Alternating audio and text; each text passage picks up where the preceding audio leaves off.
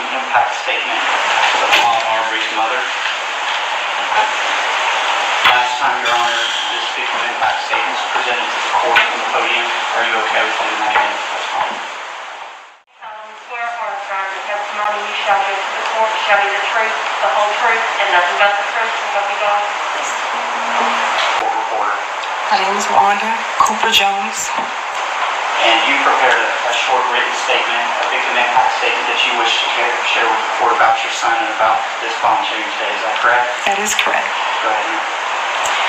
Someone contacted my attorney on the behalf of Lynn County this past spring during the course of the GBI's secondary investigation. They discovered what they believe to be one of Ahmaud's bone fragments near where he was murdered in Satilla Shores.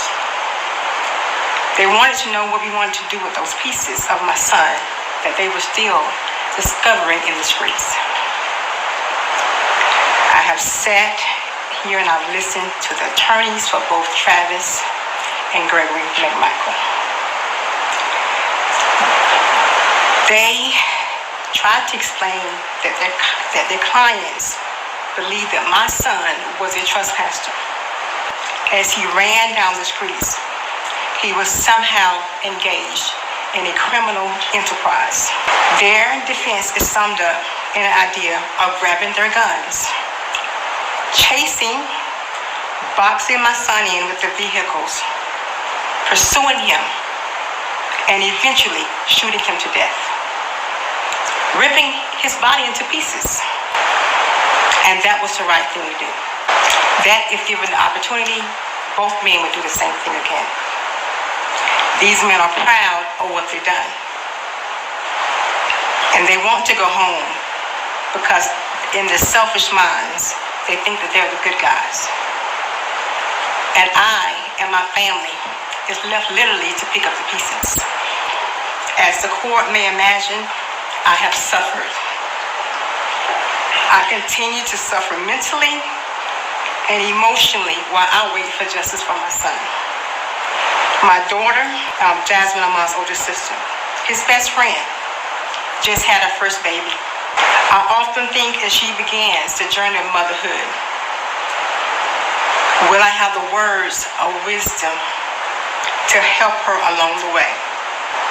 Mothers protect their children. I wasn't given the opportunity to protect my son. I'm here to ask this court to help me be a mother who protects my grandchildren and fight for justice for my son. He ran this path many times, and our home was just a light jog away. But for him, no matter how he maneuvered, no matter how fast he ran, or how quickly he turned, these men refused to let him go home. They should not go home now to prepare for their defense, to enjoy their children and grandchildren, and to be embraced by the community. These men are as dangerous today as they were on February the 23rd of 2020. It is not fair for these guys to even get a pretrial release, even for consideration. They cannot go home. In the name of justice, decency, and fairness, please keep these men behind bars until they can answer for what they did. Ahmaud wasn't allowed to go home. Ahmaud wasn't even allowed the chance to live. He was denied all of that. Thank you. We can make this room available for you tomorrow, Judge. What time would you like to start, Judge? 10 o'clock, Judge.